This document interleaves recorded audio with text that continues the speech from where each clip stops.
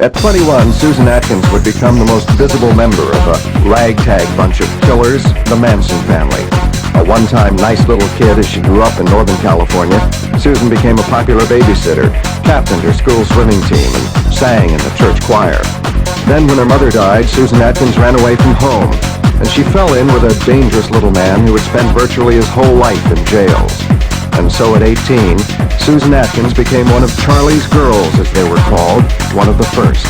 More would join her, and in time, all of them would develop a fanatical loyalty to Charles Manson, nurtured by his persuasiveness and hyped by the unrelenting use of drugs. So after 300 LSD trips in 2 years, when Manson sent Susan Atkins and others of his family to kill, they did it. Susan Atkins. You have come here from all over the world because society has no further use for you. This place will now be your holding den until your death. There's no chance of reprieve here, no possibility of escape. You're condemned. Either accept it, die. Later, looking, sounding, and acting crazy, Susan Atkins would spill it all and tell a grand jury what happened. With terrible detail, she would describe how she murdered movie actress Sharon Tate and her yet unborn baby, and then participated in the murder of 4 others on that hot summer's night at the actress's Hollywood home. Susan Atkins feels that her horrifying experience with drugs can be a lesson to those that use them or think about using them. She hasn't spoken with a reporter since the trial in 1970.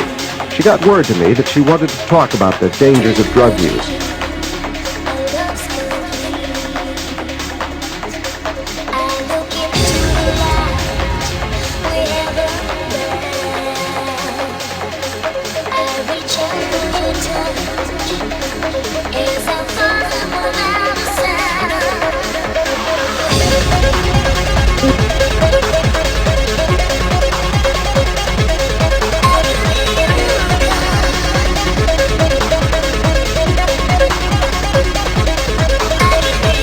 During her trial in 1970 and 71, she seemed a horrifying combination of confused little girl and cold-blooded murderer.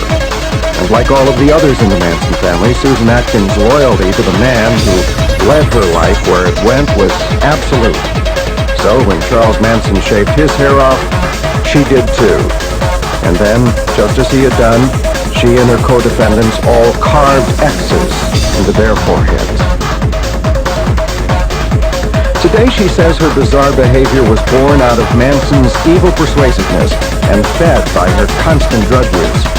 During her Manson years, Susan Atkins dropped acid at least 300 times, and she smoked, swallowed, shot up, and snorted every other drug in sight. And although she had no drugs in her first 5 years of imprisonment, she says it took her that long to fully regain her consciousness, to even begin to realize what she had done. All of the LSD, all of the other drugs had put her in a fog that she didn't begin to come out of until 2 years ago.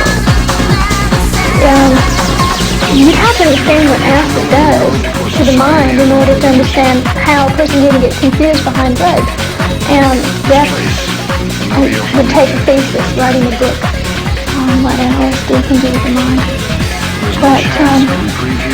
But it was powerful enough to keep you in a fog for all those years, even after you stopped using it. I used to think that you came down off an acid trip after 12 hours. That's not true. Every time you take LSD, you rises or expands, and the moral fiber of your character, which is